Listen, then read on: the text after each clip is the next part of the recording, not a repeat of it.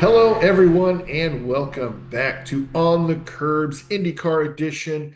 I am your host, Nate Woods, and I'm joined once again by my co-host, Thiemo Albers-Daly. Thiemo, how we doing? Really good, thank you, Mr. Woods. Double weekend in Iowa, and it was quite enjoyable for the most part, and pleasantly surprised, I think, for a short course oval. I saw 275 laps, and I thought, this is going to take a minute. That's ridiculous, even for a short course oval, but it kind of just went flying by both races, even with the kind of slightly more caution-filled second one, and it was all quite enjoyable for me. How are you? I'm doing great and refreshed, as you mentioned in pre-recording. I'm back from my 2-week vacation and back here in Indianapolis and ready to round out the end of the season. Yeah, you've come back fighting from some other talk that we've had as well, pre-recording. Yeah. So I'm very keen to get stuck into looking at this doubleheader. I mean, it's a heck of a thing, isn't it? The doubleheader at Iowa. You have such a chaotic amount of stuff going on. I mean, straight from the get-go on a Friday. I mean, I don't know how much of that you saw because obviously you Yeah. were away, but they had to stuff a bunch of stuff into Saturday because they couldn't do it on Friday because of weather, including a tornado A near the tornado. track. And you go, oh, I didn't have that on my bingo card for this year, but it might be down the bottom somewhere in the small print somewhere. I need to try and find that. Yeah, I loved Scott McLaughlin's tweet Hmm. about the pic with the picture of the tornado. I'm like, that is eerie that it's that close. I know that, over in the UK, you're not necessarily as well They're versed not with as frequent. tornadoes, as less frequent there. Uh, but that is, I'm surprised that we made it through this many Iowa races without a tornado in the area. I'm just surprised that not one of the drivers thought, just let me go out for a lap just for the photos, just That's right. just to get this Just with an awesome backdrop. that's right. But yeah, doubleheader weekend, and you know, one thing I would point out is the attendance at the races, I'm glad you mentioned this. I was almost going to and forget about that. it looked pretty bleak there. Iowa still has 1 year left on its schedule contract, but we don't have. Um, we don't have a schedule yet for next year. And I would be surprised if Iowa's still a doubleheader next year. Yeah, it was curious. I'm glad you mentioned it because I did think this while I was watching it. And for a doubleheader, you would have thought, well, they've clearly done this for a reason.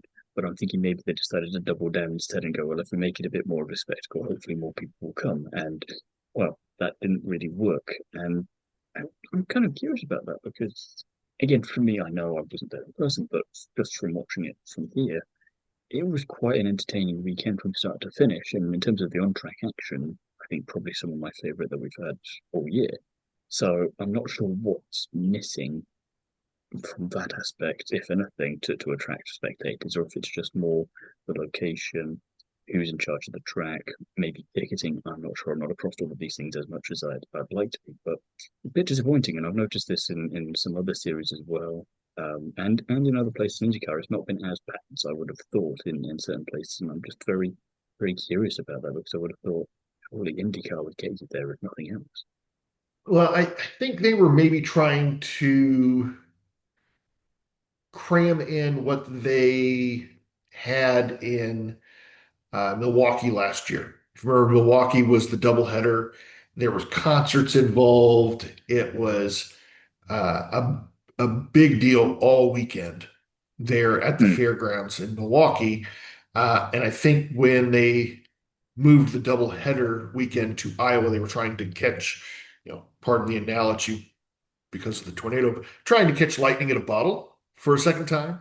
And trying to maybe take a race that's on life support and pump some new energy into it. And unfortunately, I don't think it's going to work for Iowa, but No, it reminds me there of Zandvoort for next year. It's only got 1 year left on its particular on its calendar run for this time around in F1, and they've decided to make it a sprint race. And I'm not sure that's going to endear it to a lot of people in terms of making it more interesting.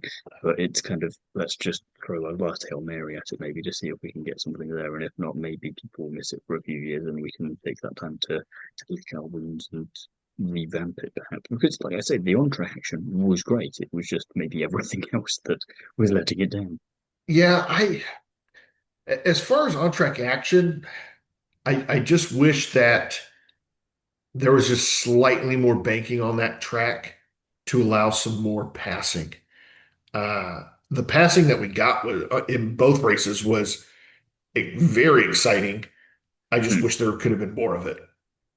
You know, I think it was after race one, Pat Ward said that he passed like 28 cars on track, and that was the most he had passed in any race this year. And I'm thinking, well, that doesn't seem like a whole lot of passes. Not on an oval either, the shortest oval on the calendar, as they were saying, in the world, potentially. I'm not sure how Yeah. accurate that is, but I believe them if they said it, to be fair. So yeah, 28 doesn't seem like an awful lot, but maybe that says more about Pato's driving than it does about the track itself. Yeah. Well, instead of going through each race and then team analysis, because we had two races this weekend, I think probably fair just to do team analysis and go driver by driver that way. Um, and just kind of jump in, Penske. I mean, that was kind of uh, a That odd was a weekend for whirlwind weekend. it really was. I mean, with qualifying with Scott McLaughlin, you know, qualifying so badly, crashing and starting in the back of both races. Him included in race one. Penske had the most exciting race for sure, race one. Yeah, I mean, for a moment there, we thought they're potentially back. We know how strong Newgarden is around here. We know how strong Power is around here, and Yes. we've not really needed to criticize McLaughlin too much this season because he's just had some bad luck more than anything else, and the other two have been more of a focus for a variety of different reasons. But that first race, yeah, like you say, McLaughlin makes the most of a bad situation and just presses the nitro button, it feels like, Yeah. and goes flying past everyone and gets all the way up to P4. And Power obviously gets to P3, has a nice fight with Malukas at one point. I think that was race Hmm. one. And Yeah. Newgarden starting on pole. He'll be annoyed that he didn't manage to win that race, but I think he'll be more annoyed that he didn't win race two, which we'll get to in a second. But I think that was probably if you pulled him at the start of the weekend, you're gonna get a P2 after the season you had, Yeah. you'd be pretty happy with it, I think. And it looked like a return to form for them. And McLaughlin was the driver of the day with that comeback drive. I just wish I hadn't then put him in my fantasy IndyCar team for the second race. Yeah, the it definitely as you mentioned in the show notes, it was a tale of two halves. And you know, that first race was a, a as close to a master class as you can get without getting a victory Mm. for And the boy, were they team. close. I mean, Newgarden, I They think really in that were. race, he got over his 2,000 laps led record at Iowa alone. Just this one drive, and they were saying the weekend Wow. that he's led more Wow. laps than the entire rest of the field combined at Iowa. Mhm. And the man still can't win a race. It just kind of tells you a lot about the season he's having. Well, and he led 232 of the 275 laps in that first race. Yeah, I mean, I think he was on 1850 or something coming into it already with his previous 6 or 7 victories. So he didn't need to do much. But again, I didn't want to make any assumptions considering the year he's had. I was like, okay, he's Right. starting on pole, but it's also just new gun in 2025. I'm not going to say anything. Yeah. And the second race was kind of you It's had a the little good, the bad, and the bummer. ugly. The good was race one. The bad uh, was McLaughlin's lead up to race one, and the ugly would have been race two for them. Yes. But, I mean, crucially for Power, at least, it wasn't his fault. It was the car. And that's going to be somewhat of a silver lining because obviously there's still all the talk about next year, his contract, his seat, Malukas, all this sort of thing. And okay, Newgarden had a good weekend, even if he didn't get the result to reflect all of that. And he's going to be maybe safe now for his seat. I mean, I know he was contracted for longer, is contracted for longer, but we know what contracts can be worth if someone Yeah. wants it done badly enough. But I do feel for Will a little bit there because he's not underperforming because of anything he's necessarily doing himself for most of this. It's just the worst personal bad luck that you can have as a Team Penske driver there, I think. But not as much as McLaughlin had. I mean, that I don't know about you, but it just reminded me his crash of Larson at the Coca-Cola 600. Like if you were just a couple inches Yep. further across, you'd have avoided this whole thing. We could have been talking about a very different scenario here. Right. Yeah. Scott McLaughlin, unfortunately for him, was involved in an accident um, early on in that. Uh, well, the beginning of that first second race with Devlin DeFrancesco, and just if it Of has all been people as well. yeah, yeah, of all people, it's not the first time we've seen those two involved in an accident on track this season. Oh, and I And don't know if you caught this in the how you watched it back, but they immediately went to thermal hub and replayed that yes, whole yep, incident just to reiterate that they're point. like, this looks familiar, yeah. And Will Power, he's had no fault of his own, of course. He's started sixth and just uh, was caught out with a mechanical issue. And Joseph Newgarden, I felt bad for Joseph. I mean, I felt bad enough Um, for him not winning the first race and finishing second, but he was robbed of a potential win. I think, as spectators, we were robbed of a what could have been a a wonderful finish to a race, and we haven't had imagine very it. many You of those. you gamble on the pits, you get thwarted by an Andretti, you then charge your way back up through the field because the gamble didn't work that first time because of Yeah, your Andretti thwarting you. And then you pit again, get thwarted again by an Andretti Ryan in the Andretti. exact same spot, in Yep, exactly the same way. And then you fall down the order accordingly and finish all the way down in, what was it, 10th then? 10th Which, place. Yeah, okay, is probably pretty good by Team Penske standards for this year. But when you had the win that close yep, to you, yep, oh, yeah, like you say, you had to and feel for it. yeah. I'm sure he's more upset about finishing 10th than he is of runner up. Yeah, yeah, You'd no, think it's almost definitely. maybe the reverse. You think, oh, I finished 10th, but the day before I was right there. He was right there until that caution came out. He was right there in both of them. Right. So yeah, unfortunate weekend for Penske. Still, still though, it could be worse. You could be Nolan Siegel. That's true. Yeah, over at McLaren, Arrow McLaren, Nolan Siegel had a great qualifying. Uh, was qualified eighth for the first race and had not I didn't feel like it was that hard of a hit It didn't look watching the like it. replays, but very surprising. Yeah, it was a hit, but it didn't look anywhere near as bad as it's. I don't want to say made out to be because it obviously is, but it's curious how the impact is. You look at Stingray Robinson, for example, you would have thought, okay, he could hear him was visibly trying to catch his breath and all this sort of thing, and Nolan, he looked a little shaken, but again, they said, well, that's what happens when you go round in circles at that speed just all the time anyway. So that's not necessarily because of the crash. That's just Yeah. you're running around in circles at 180 odd miles an hour or more.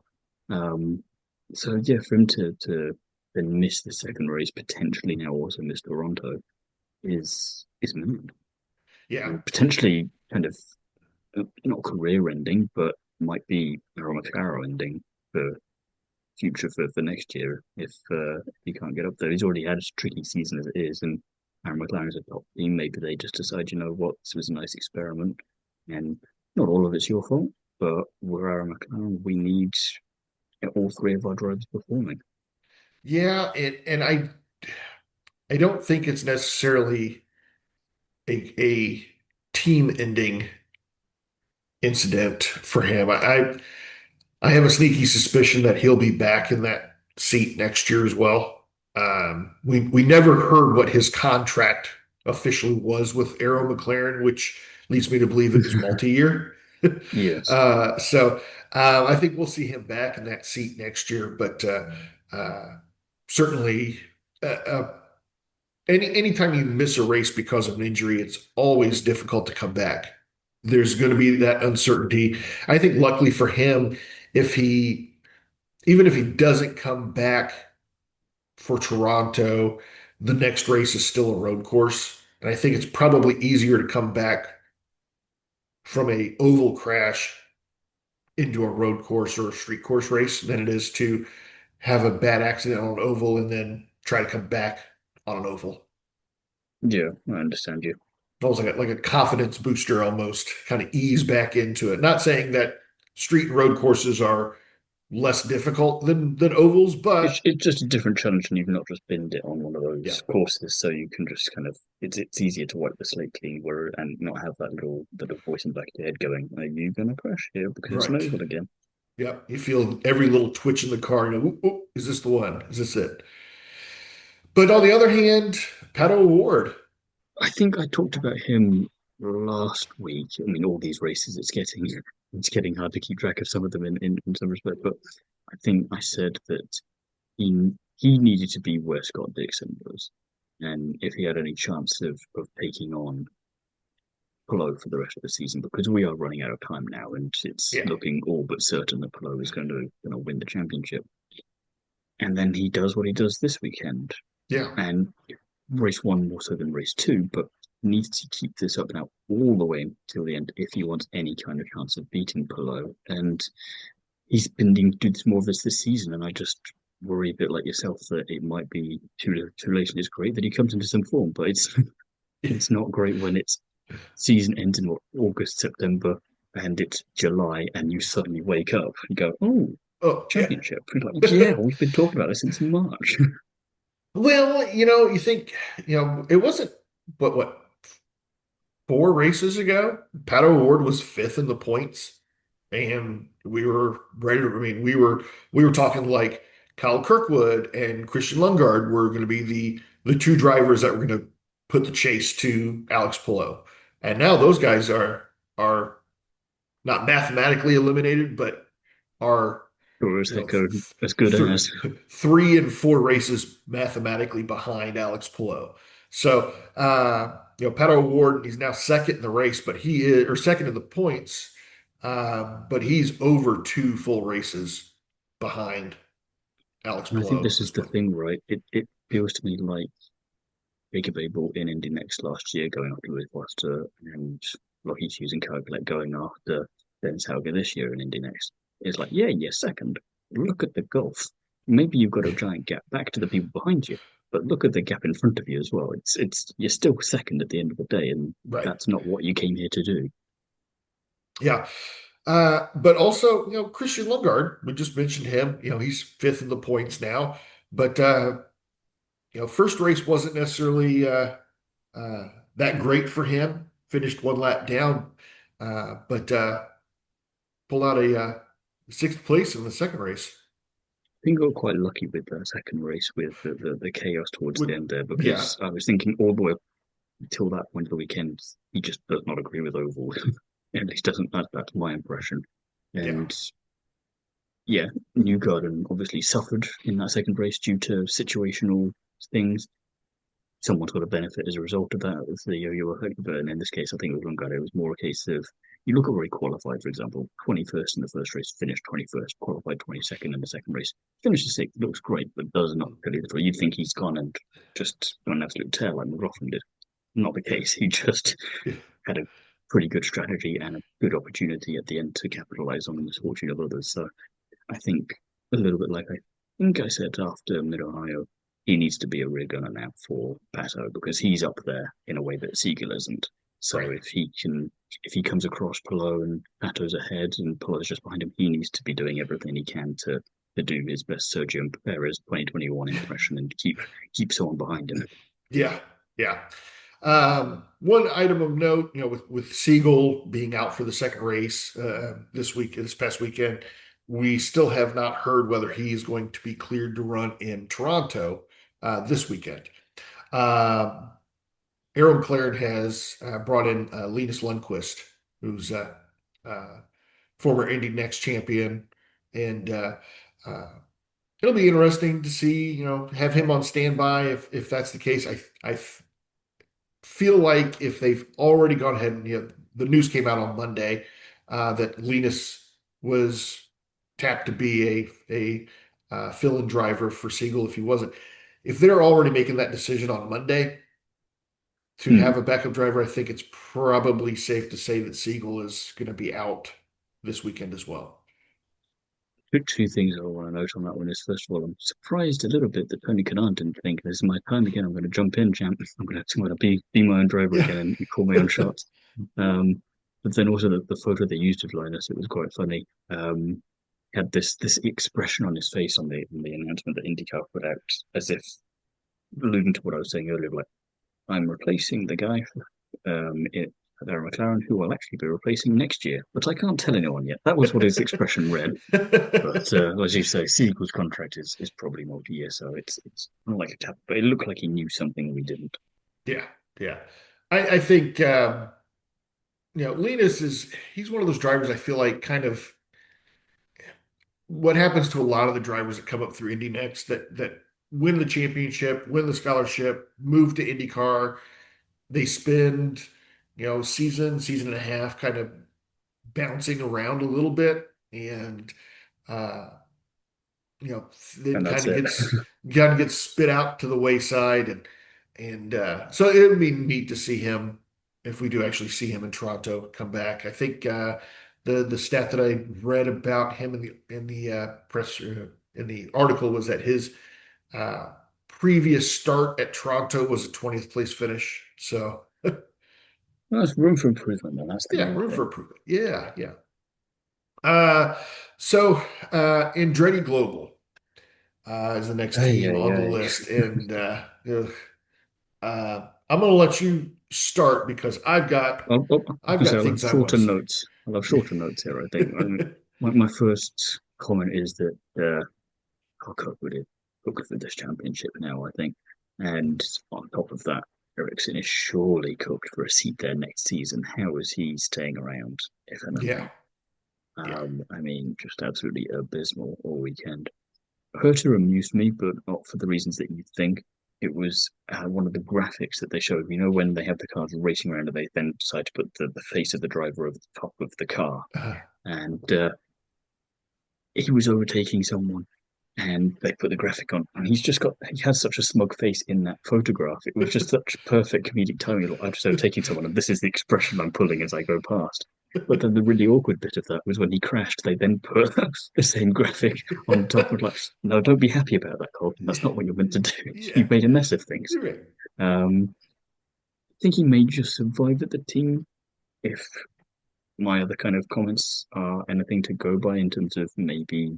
I mean, I can't see Kyle going anywhere, but at the same time, he might look somewhere, and maybe the team just decides to do something drastic.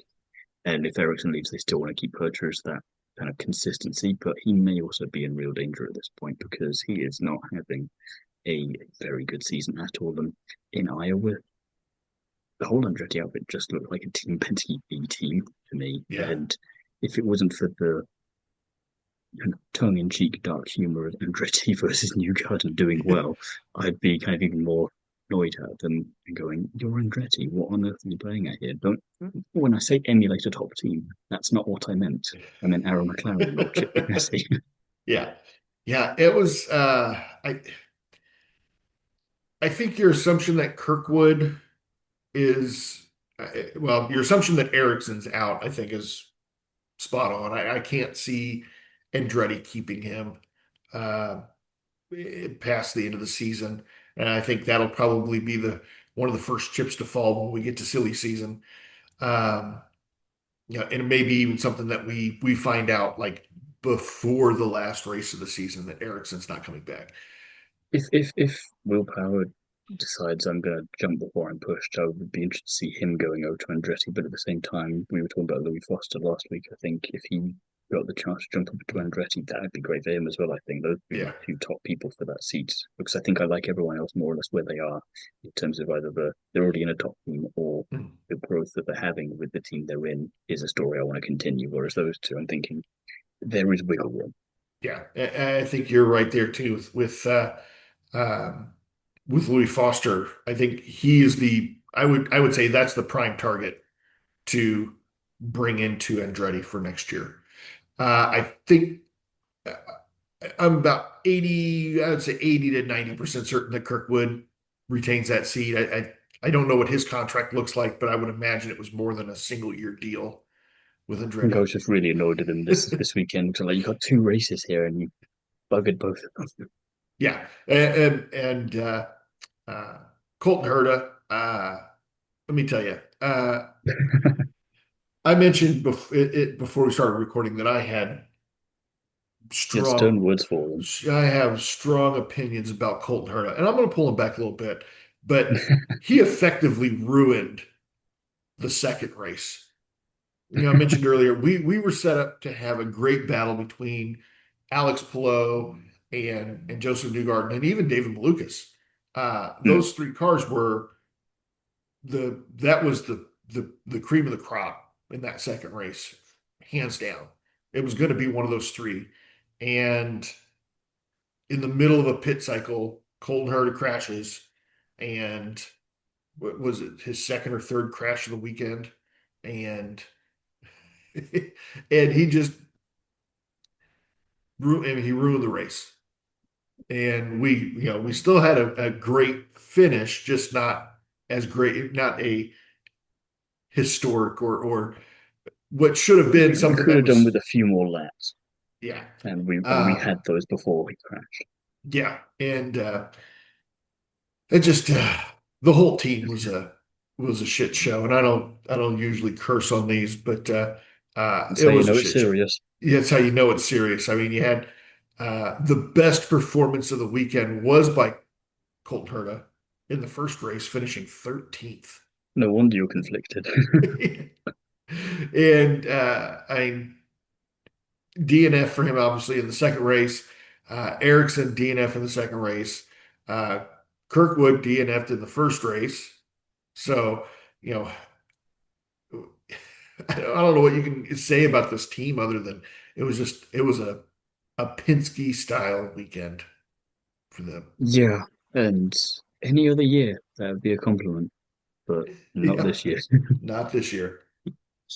Chip Ganassi, though, on the flip side of that, they were just pretty gosh darn solid all weekend. I was looking at all three drivers and thinking that's just about where I expect all of you to be.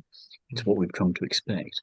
I think for below it was damage limitation in that first race. When he can't win, he's still getting those points on the board. He's still not a Yep. million miles away. Yeah. Dixon, he does Dixon things. And Simpson, he improved over both races from where he qualified and he kept his Right. head down. And we've seen him on stronger form lately. And so these results are maybe a little more frustrating.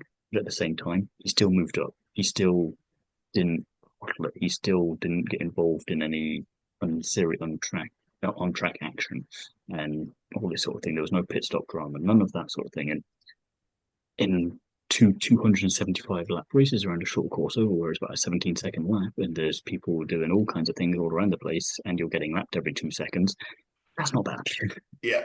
Yeah. So I don't know how I've overcome this Kevin Simpson kind of defender, but Yeah. I think it's because, like I say, pretty much every podcast, he's got these two colossal teammates. And I Yeah. feel for him in that respect of going, it's not that bad. He's doing Yeah. a lot better than people give him credit for. Exactly right. Yeah, this especially the second half of the season so far, I feel like he has shown a real marked improvement. And uh, if we've got four teams that have three cars, and it seems like this season, more than any other season I can remember, each of those three car teams, there's one driver where it's like at the beginning of the season, you're like, really, that's who you picked. That's who you went with for that third car. Uh, he's the one that is like, okay, I see why you tapped him for that third seat. You know, It's taken maybe a so little longer than we would have liked, but it's nice that we're getting we're that we're now. I getting think there. with We're other ex- drivers, we're we're still there. yeah, we're Whereas with that, we're we're like, okay, we're getting there yeah, now. yeah. Um, Obviously, Alex Palou winning the second race, the second oval win of his career, which is still kind of Still funny to mind-boggling. say. Yeah, still kind of funny to think about. It's like, oh, it's only a second oval, and the other one was the big one. So, But Scott Dixon in race two, obviously he benefited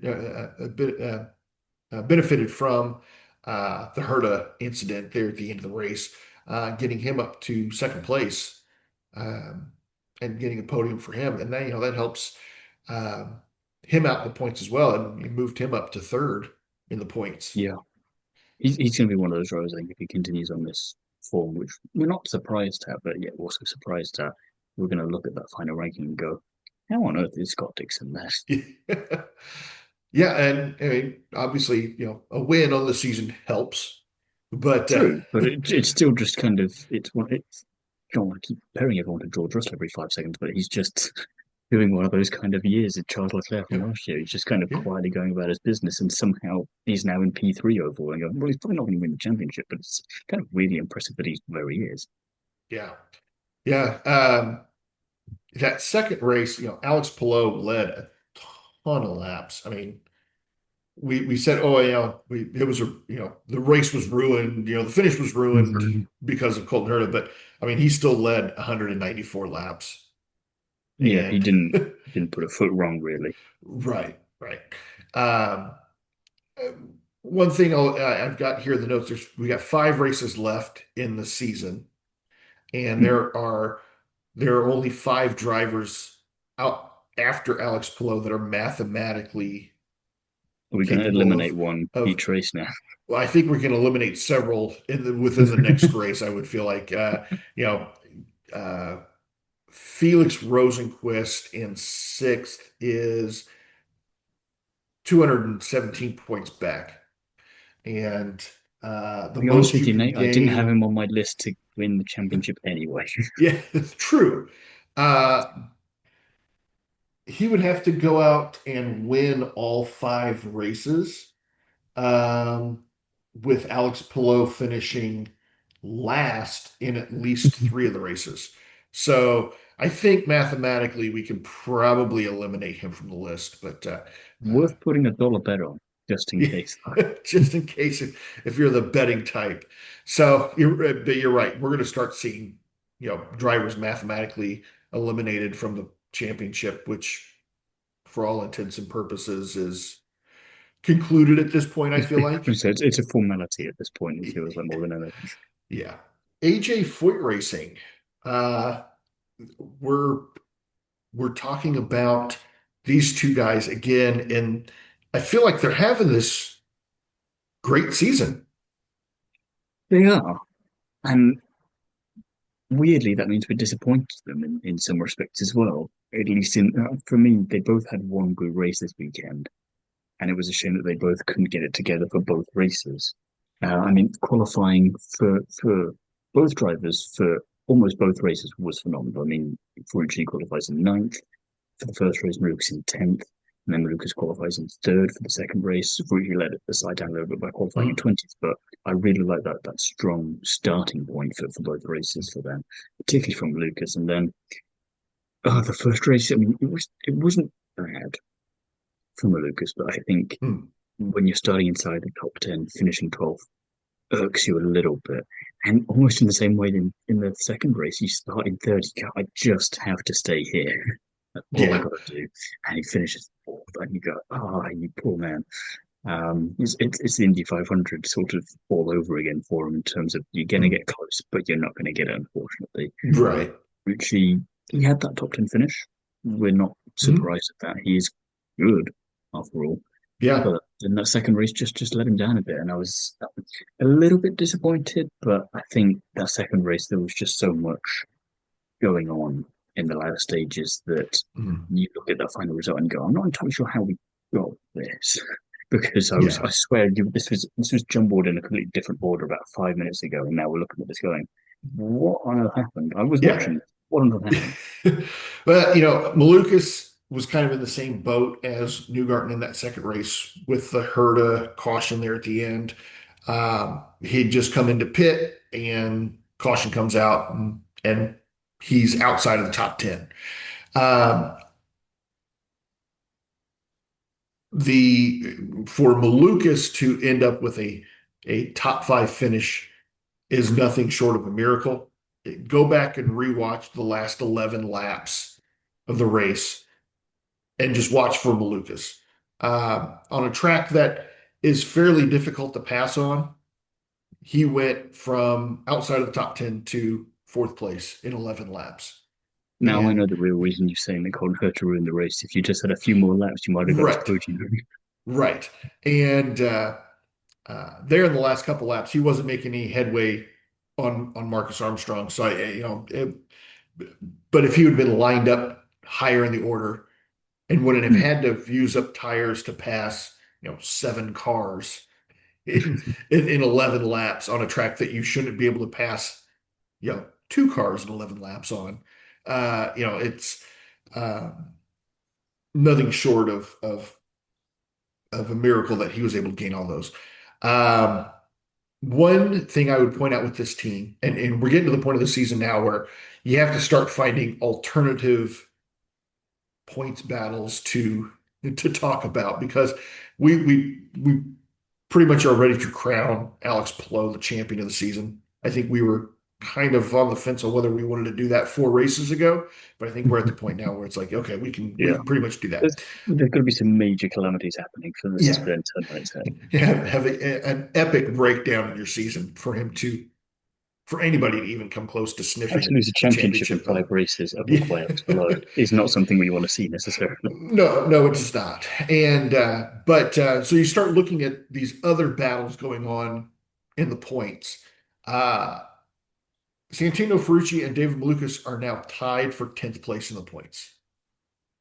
Which in IndyCar is pretty tricky to do, I'd imagine, considering the vast amount of points available Yeah, for every single position in every race. yeah. And Plus we've said, fastest laps, pole positions, laps yeah, led. we've said this pretty much all season that this was going to be a fun team to watch. And It now has we're been. getting down to the end, and now it's like, oh, this is going to be the fun battle to watch going into the last 5 laps or last 5 races of the season. Mm. No, it's been really nice to see that develop. They're still at this point as teammates where they're working together. They're not getting in each other's way too much. They're fighting. We saw that last Mhm. time out in Ohio, I think, but they're not being silly about it either. Right. It's kind of there is put the team first still. We want to make sure that we can take this team together up to the top, and then we can start messing about with going for a championship if Yeah. that's a possibility at that point. And I Yeah. like that they're very conscious of that. Yeah. Um, and like I said, this is going to be what we're going to watch. One of the races, I would say.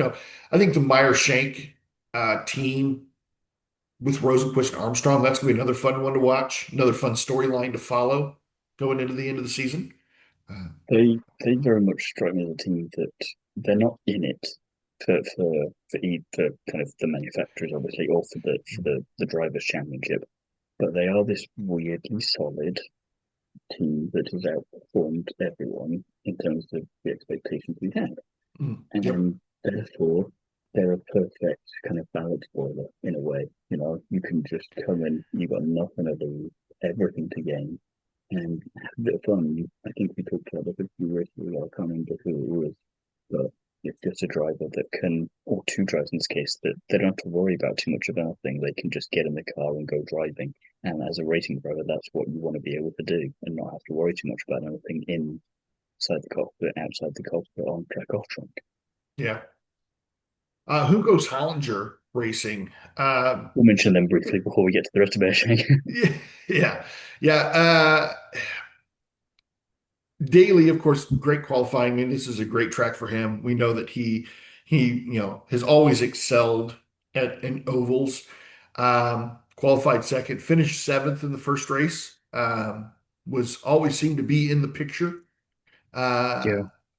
Uh, but that second race, I think he was caught out not once but probably twice with cautions on pit strategy, and so sixth place finish or 16th place finish for him in the second race. I kind of wanted more. I expected more from him, but um, I think especially it was just more qualifying more bad second. luck in that second race. I mean, we know he's a good driver, especially here. He'd been tremendously good all weekend up to that point, Yeah, and just got caught out. And I wanted more as well. I do think that podium and that win on an oval is coming for him. just might be in 2026. Mm, yeah. Yeah. Stingray Rob, disappointing weekend. Question for you, Nate. I Yeah. thought he was meant to be good on ovals. So Stingray Rob? Yeah, I've been waiting all season for him because I thought the whole point of him was that he was a bit like Daly in that. Okay, he's not been brilliant on these other Mm, circuit layouts, ovals, and then I got to Iowa and not ovals. Where is he good? yeah. I'm Yeah. curious now. Uh, we don't know yet. We've had Okay, we've had 2 seasons now to figure it out. We still haven't figured it out yet. But yeah, definitely a disappointing weekend for Rob. Um, just with accident in the second race. That was fairly hard lick. I felt like it was harder than the Nolan it looked Siegel. like I was going to say it Yeah, looked harder than that one for sure. And as I think I mentioned earlier, he audibly sounded a bit shocked by it and catching yeah, his breath. yeah. And that car, I mean, that accident, when you go back and watch replays, I mean, it it looked like something broke. It wasn't a driver issue, I think. I think it was something in that right front suspension broke. It just the car just shot into the wall. So Which gives him a pass for that race, but I'm still looking at him for race one going, come on, 22nd dude. place, yeah. Being the moving chicane at the tail end of lap down.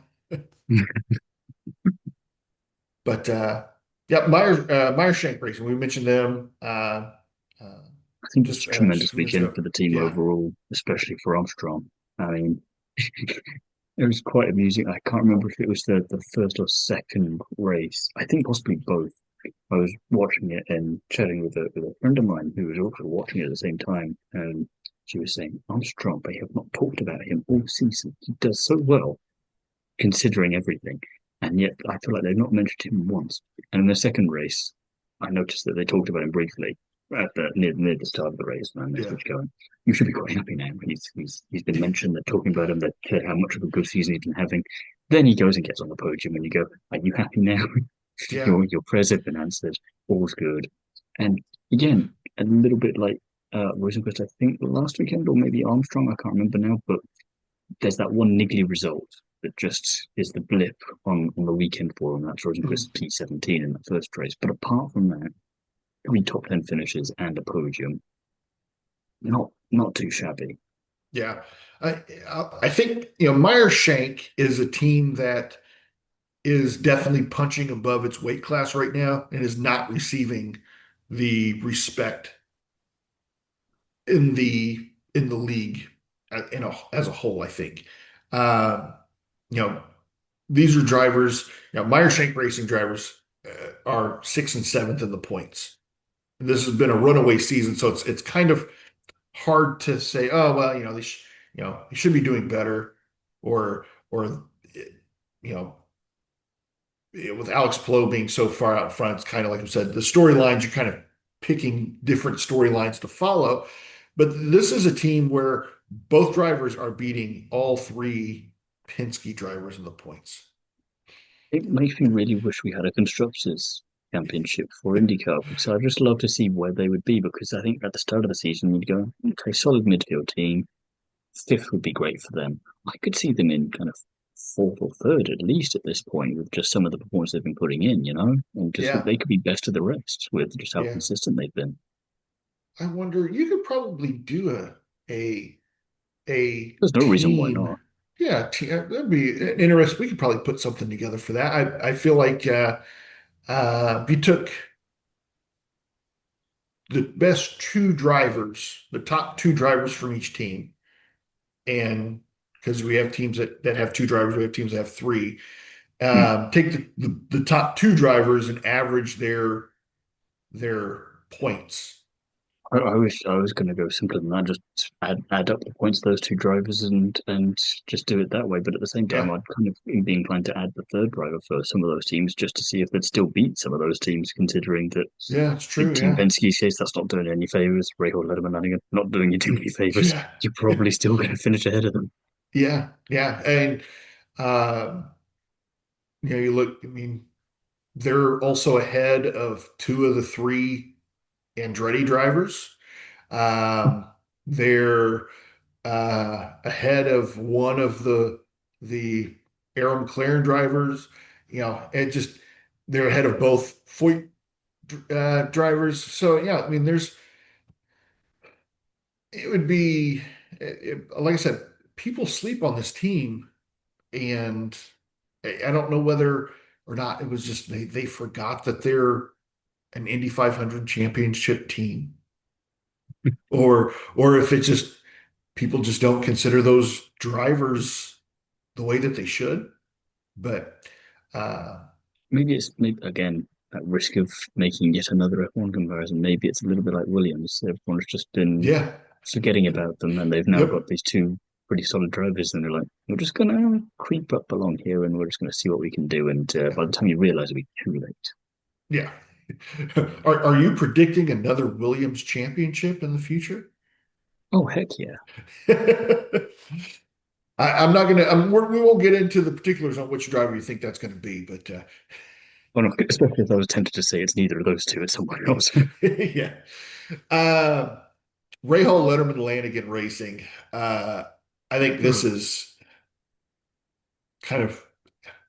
I don't want to say more Maybe of the Foster's same keeping because that team together. he is, and like we mentioned earlier, I think he's probably going to be a prime candidate to move on from this Which season. good for him, bad for the Right. team, Bad for because the team. what do you do? Yeah. Because And I think on the one hand, Graham Rahal, he's probably staying there. He's part of the furniture. Let's face it. yeah. Yep. He Francesco, surely he is another driver that is booked. Yeah. There was one of those drivers where they selected, it was one of the last drivers selected, I feel like, this season, in the silly season. And I'm like, well, why are we bringing, I mean, I like Devlin DeFrancesco, but he just has not put together any kind of performance this season. Not a good performance, no. No. Got a sizzle reel, I guess, but Graham Rahal, though, I think he finished 11th in the first race, um, which kind of stinks that you're outside the top 10. But I still don't know what to do with him as a driver because I hear good things, I hear bad things, and then I just see very middle things, and I'm going, okay, yeah, P11, not bad, but again, I don't know what to do with that with him yet. yeah, I haven't quite got my fix on him. yeah, and I mean, points wise, Graham is still the lead driver. uh, so it's just like, what do you do? Well, I think you get two new drivers alongside you for next year because one of them is leaving voluntarily and the other's leaving because it's Yeah. not doing you any benefit to keep him. I think it'd be again, we've talked about this a little bit, but Dennis Howard comes in, replaces Louis Foster. He sees how well he can outperform that car. As for a third driver there, not sure. I mean, there is obviously the Jack Harvey, but I don't know if he's waiting to see what happens at Dale Coyne to see if they either add a third car or they decide to replace one of the two drivers. But again, if there's a seat available, I'm sure no one would kind of be against him going to take it. And I think he had that fun conversation with Letterman a few rounds ago on the grid saying about we need to get you back on the grid. He'd be like, well, you could always just free up a seat for me and I can go and fill it in for you. We can see how I can get on there. And that'd be a great Yeah. way to bring Hollywood Jack back into it. Yeah. Yeah. Louis Foster, finished 14th in both races. Uh, I don't want to say that's what I expected from him, but I didn't expect much better from him. Um, you know, Yeah, this kind, that's fair. this is kind of his first taste of this style of oval, I feel like, and I I feel like it's okay.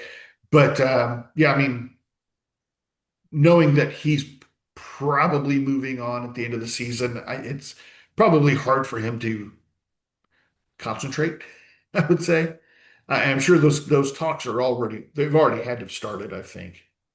Yeah, they've got to. And I think on the one hand, yeah, hard to concentrate, but on the other hand, there's also a little bit of freedom to that because you've got an eye on your future being secured and you know you can just sort of get on with things and Mhm. you don't have to worry as much as other drivers do. And it's still not the best car on the grid, and he's still in his rookie season. And these short course ovals, they're tricky for kind of very kind of niche reasons. And P14 is not too bad. And when you look at the performances of some of the other drivers around him, and okay, maybe in the past we could expect better, and this year they're kind of reverting back to what we expect in some other ways. But he still finishes ahead of of some Penske drivers. He still finishes ahead of Andretti's. This sort of thing. It's not too shabby. So I think P14, like you say, it's not what you want to say you expected, but it is probably what you expected, and not Yeah. necessarily a bad thing. Ed Carpenter Racing. Um, Fantastic weekend for Rasmussen. He just put a smile on my face the whole time. Yeah. All the 275 laps of both races. I mean, two top 10 finishes after qualifying not brilliantly, let's face it, Right. Yeah. and just outshone his teammate by a country mile. Let's also Hmm. just be very real about that. And he just got some great screen time, some great overtakes, and just I think it was Newgarden coming up behind him in one of the races, and his spotter was going, "Hey, Rasmussen's ahead of you. He's going to try and do this. You should just be aware." Newgarden, I don't know if he just thought he knew better or whatever, attempted to make the move, and then Rasmussen did exactly what the spotter told him he was going to do, and Yep. just went, "Nope, you're not getting past." Yeah. Yeah. And qualifying, I didn't get a chance to watch all of qualifying, so I don't know, the particulars of his run, but Rasmussen, to be able to finish two top tens, um, is great for him. I think combined he probably passed just as many people as uh, McLaughlin did in the first race on Yeah, track. I believe that. But Alexander Rossi, I really had hoped for He just more didn't for seem able him. to hook it up with Iowa at Yeah. all, did he? Well, in that first race, he went out with a mechanical issue and towards the end, and uh, kind of ruined the day for him. But then come back on the second race and finish 17th is just not It's not probably what we're what you're used to hoping from for. him. Right. No, Yeah. and Expected we're more used to from him him. out driving that car as well. And Yeah. if it was going to be either of the two doing what Rasmussen did, we'd probably have bet on Rossi. Yeah. Yep. Exactly. Dale Coyne Racing. Renus VK. I think of the two drivers, yeah, VK and Abel, I think he had the better weekend, Hmm. but Abel had the best finish of the two His drivers. and his best finish of the season so far Yeah. by a long shot. I Yeah. mean, what a result for him in that second race, P11. I think that's probably going to be the happiest person to have come in P11 in quite a Yeah. long time. You don't mind not being in the top 10, quite Right. frankly. Um, I, I'm becoming more of a Dale Coyne fan. I think the conversation I was having with a couple of people as well, over the course of the season, is merchandising and IndyCar is nowhere near as good as it should be, and Mhm. I'm I'd be seriously tempted for some Dale Coyne merch if there was a few bits available, to be honest, because I'm starting to get on board with this team a bit more, and this is a fun motorsport story to have, like we talked about up Mid Ohio, I think. And VK, yeah, great way for him to build off his result in race one. Abel, definitely a great way for him to build off Yeah. his result in race one, considering how well that went. Admittedly, I my feed dropped out ever so slightly during that first race. I came back and there was a caution. When I was looking at the time tower, I go, everyone's exactly where they were though. What happened? I messaged and I was like, it's Abel. It's like, that's why he's still at the bottom. It's where he Yeah. is. Why I don't Yeah. notice any That's where he difference. It's like, was. but then what a turnaround for the next one. Yeah. And like, I've only got good things to say here. I mean, okay, Yeah. the qualifying was terrible for both of them, but Yeah. we're kind of used to that at this point. Yeah. I Renus is an outlier, and he's been an outlier this whole season. He was the last driver announced for the field, what, a week, 9, 10 days before the Yeah. first race of the season. And we thought, the field was locked up. We were going to have 26 cars. And then Dale Coyne comes in, I've got extra equipment. I'm going to go ahead and hire this guy that just kind of was bound to be sitting on the sidelines this year. And, and I don't know Rena if you've seen the F1 race, F1 movie yet. have Um, not. You haven't. Okay, there's a brief bit where Brad Pitt walks in kind of at the end of the pit lane, and it's that very much Hollywood style entrance, and that's just what you reminded me of there. It's just hang on a second, we've got one more guy. It's just Reigns VK walking and hey everyone, I'm racing this year. Yeah, I mean, he's 13th in the points right now. And uh, definitely another one of those drivers and a team that are punching above their weight class. I mean, you look at, he's ahead of Joseph Newgarden in the points. That's how much. That it, I you can't wrap your mind around that sentence with 5 races left in a season. It's like And the fact that it could stay there with five correct. races left in the season is also the other bit that you Yeah, struggle to get your head around. yeah. It's not like Newgarden is making a hard charge here to finish out the season. I think this is just we're just going to round out this year and try to come back better next year. But for VK, it's like I would love for him to get a seat at a better team, but I just don't know where he slots in somewhere. I just I feel like he could. It does require a major shake-up, and you think maybe when the new cars come in, there'll be something there.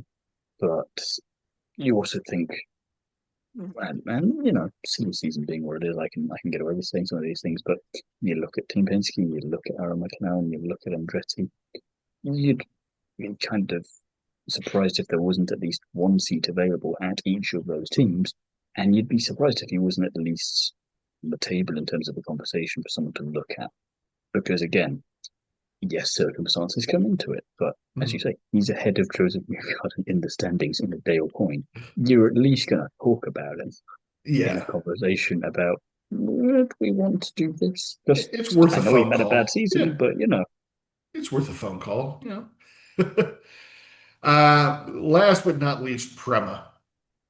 And I don't know where to go with this team. I mean, I I, I like Callum a lot, but boy, I I, if this team didn't have big money behind it, I think they would have already run out of money funding the equipment that Callum Ilott has tore up this year. he didn't have a great weekend. Let's start with that. Let's face it. We Yeah, can't yeah. sugarcoat that one. Horseman on the other side of it had a better one. I mean, admittedly, the first race wasn't great, but also when you look back at his Mm, season, team season, he started, he finished. mm. That's pretty good. And then the second race, I don't know how he managed to turn around that qualifying so nicely and then just turn up the wick a little bit to get that P9 finish, Sure. but it was a really nice result for him. And he was running well at point in both races, and it's just that down PREMA curse that got him on both occasions, I think. That essentially robbed him of it. Also, best result for Robert. Hit likes ovals, I think that's safe to say. Mm. And you've got an interesting comment about Ilott that I was going to potentially put on Schwartzman as well, which it'd be kind of funny if we're both right. With drivers being out at the end of the season, Yeah, is that the because note I you're would have thought alluding that. to? Yeah, because I would have thought that. Okay, Schwartzman, he's had high points this season, but at the same time, I'd be a little surprised about the two if they kept him. Whereas now, I kind of understand your point on Ilott, but then that means, well, don't be starting for a match again next year because you've got Robert. Right. Yeah. I think you have to retain one of the drivers, and I would definitely retain Schwartzman over Ilott. I think it's Um, a bit of a coin toss at the moment, but I can yeah. understand your thinking. And with Robert Schwartzman, for me, not following the European racing series as much, I watch F1, I watch, a good amount of F2, but I'm not watching any of the other series over there. And so I wasn't Hmm. familiar with this name at the beginning of the season. To be Um, fair, it's because he'd been out for quite a while in any kind of racing. He'd only been getting the odd race here and there since his yeah, F2 days. I think the only time I remember his name coming up in watching European racing was when wasn't he a reserve driver for Ferrari at one point? Yes. And I think that's where I remember that name from going before this season. And so I feel like he's the driver that they're going to retain. I think Ilott. I mean, I can't see them retaining him, even with all the money that Prema has brought to start this team with, and knowing that there's going to be hiccups. But you can't have hiccups at almost every single race of the season. Yeah, yeah, and I've said it many times before, but I'll say it again. Go and see a shaman. Go and do whatever you need to do. Get rid of these curses, guys, because Yeah, it's whatever you're doing, it ain't working. yeah. I mean, you look at the point standings. Callum Ilott is 4 points behind Devlin DeFrancesco, who is Don't like also that. having an abysmal season. You know, I don't like that you pointed this out to me, Nate. I'm now not going to think of anything else for the rest of the day. now Robert Schwartzman also not having the best season, but the thing to keep in mind, in IndyCar, at the end of the season, your top 20 drivers are the ones that are getting the big paychecks. And uh, Schwartzman is 23rd in the points, but he is only 19 points behind 20th place. So with 5 races left, and we're talking driver, we're talking Marcus Ericsson's in 20th, Nolan Siegel, who may or may not be getting any points this coming weekend. And so you only Uh, need one half good result to right, help them get up there, and right, for the other drivers essentially to keep doing what they're doing. Let's face it. correct. Yep. So uh, I think that will be, I think along with Ericsson and Andretti, I think Ilott will be the first domino to fall. And maybe this is where VK can end up. We were just talking about what team could take VK if he's going to move Would this. you want to move to PREMA though? When you've got Dale Coyne, I mean, you know that you're pretty much just substituting one team for another that is just slightly behind where you just were, no? But I feel like that's kind of been his career. Yeah, so stop doing it and just stick with someone for 5 minutes and build the team up. Yeah, he's been with Rahal, Letterman, Lanigan. He's been with Ed Carpenter, and so it's that's kind of been the story of his career. I feel like he's going to these.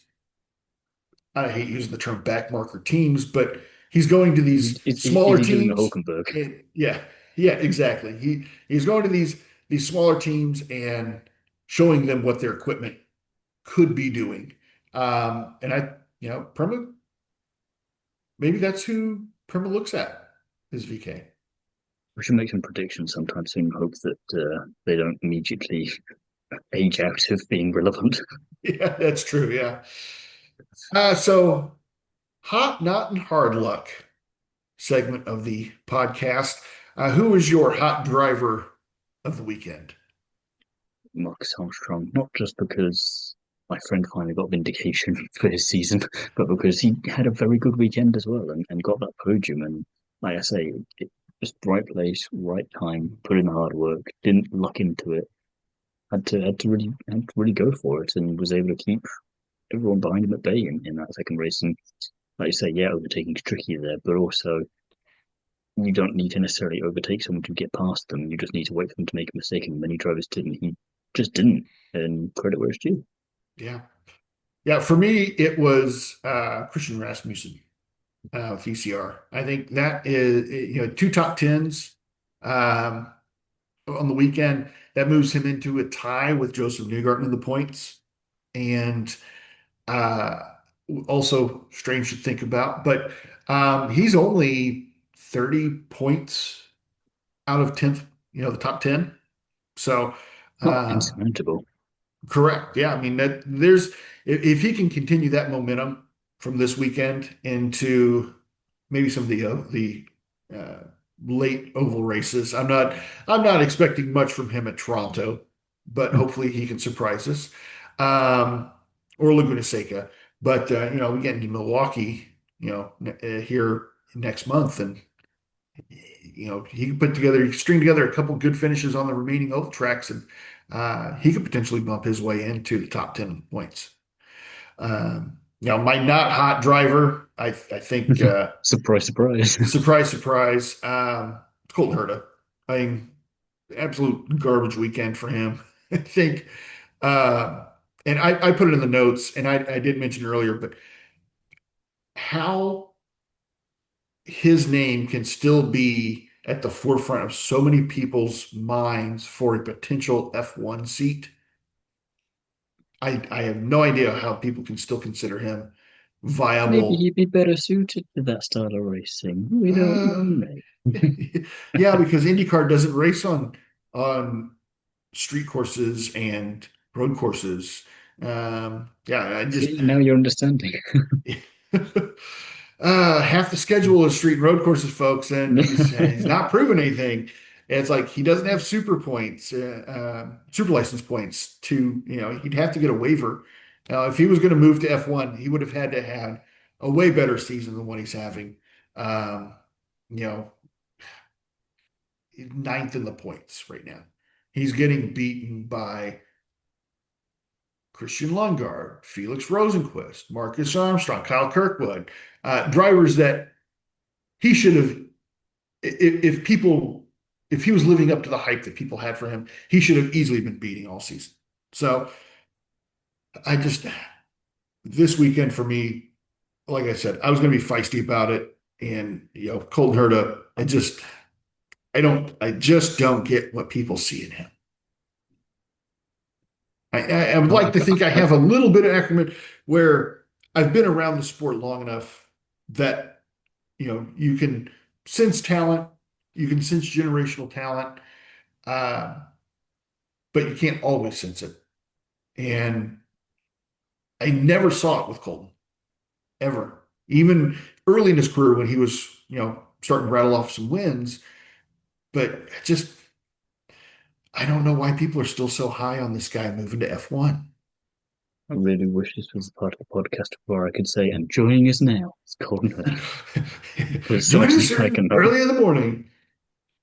I'm following on from you in a similar vein, though, with my not hot selection here, but I'm putting the entirety of Andretti Global in that particular one, along with Stingray Rob, just because I was convinced that ovals were he was meant to be good at, and I have been proven wrong. So now I'm just lost with what to do with him. On my not hot, my hard luck award, a little bit Nolan Siegel, just because the second race I didn't realize he'd crashed that badly to warrant not being able to race in the second one, and that first incident in the first race, I just thought a shame because he was going up well at that point, and those kind of accidents can happen to anyone. It's just sort of typical for him at the moment that it would happen to him. And then weirdly, Team Penske because they looked like they were just about coming back for a moment there, and then Mm-hmm. normal business resumed, and yeah, for once it does. I do have a little bit of sympathy for you. Yeah. Yeah. For me, I've got, I have a name and I have an honorable mention, and I almost want to reverse those from the show notes. Louis Foster, it was my pick for the Hard Luck Award. I feel like, I finished 14th in both races. Um, in equipment that he is out racing, I feel like, at a lot of points in the season. And I think he deserves better.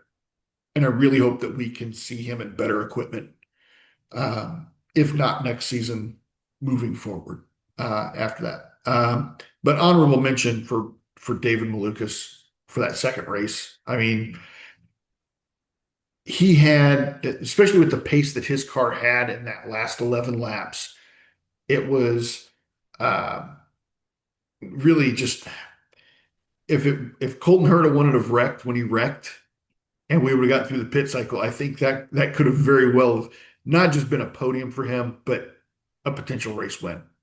I get the feeling 10 years from now, I'm still going to be able to mention Iowa race two, and you went, Yeah. but, There's been several races from Lucas where it's like, woulda, coulda, shoulda, So in news, we do have a little bit of news that came out of this weekend. We mentioned earlier, Linus Lundqvist has been tapped to fill in for Nolan Siegel at Aaron McLaren if Nolan's not cleared to drive. Obviously, we always want drivers to be okay, and really hope that Nolan is recovering well. But if he hasn't happened to be cleared for this weekend's race in Toronto, we know we have Linus Lundqvist that we're going to see on track. But big news out of Indy next this weekend. Someone who wasn't Dennis Hauger won a Yeah, race, and we don't get to say that too much this season. It right. wasn't one of the main two other people in the fight for that championship. Yeah, Yeah, it's Myles Rowe, and it was quite nice to see because I then did a piece of him after the weekend and was kind of reminding myself of his history and the story there. And it's been a long time coming, it feels like, and I'm glad that he finally yeah, got there. I mean, last year was very much a learning season after he had such a stonking season the year before in the USF Pro 2000 Championship. And that in itself, the couple of years prior when he'd been in just the normal USF Championship, was a combination of getting to grips with it, then succeeding, then you went to this other, and then he kind of not quite reset, but almost reset last year. We went from multiple wins and podiums to none of either. And you go, oh right. no, is it now too much bit enough? And you go with the story of he was there with Force Indy, which is a great organization, and then having to kind of scrabble some money together to get into the Yep, next bit of the ladder, getting this wild 200 grand donation, which I'm sure we wouldn't mind a bit of that ourselves if we could find if we right. could get somebody nice enough. Yeah, And then Roger Penske turning up and kind of like being the old wise guy at the side of the track going, "Hey kid, I like what I see here. I'm gonna yeah, help you along a bit." And you go, "Thank God for that." So yeah. it's a very neat overtake as well to get past It really Albert. was. And So yeah, like I was going to mention, this was done on merit. I mean, he raced mm, himself to that win, which is great to see. Myles Rowe becomes the first African American to win an Indy next race. yeah, So so which is great for him as well on that side of things. And yeah, I mean just a nice story from Indy Next. And yeah, I don't, again, a little bit like we were saying with Pillow, I don't think anyone's going to catch Hauger, but P2 and P3, especially with Hughes not having the best weekend, that's on the yeah, table for him, and we've got just enough time for it. I think if there's a little bit of bad luck for Hughes, a little bit of good luck for him, and maybe if Calculette can't put a couple of things together, then he could somehow be a little bit like Scott Dixon, suddenly pop up into second place by the end of this, and we go, how have you managed that? yeah, yeah. And just kind of going through the points. I mean, that is a points. Yeah, Dennis Hauger, 5 wins on the season. He's 76 points ahead of Lockie Hughes. So mathematically not eliminated, but uh, with few races left in that season, well, we got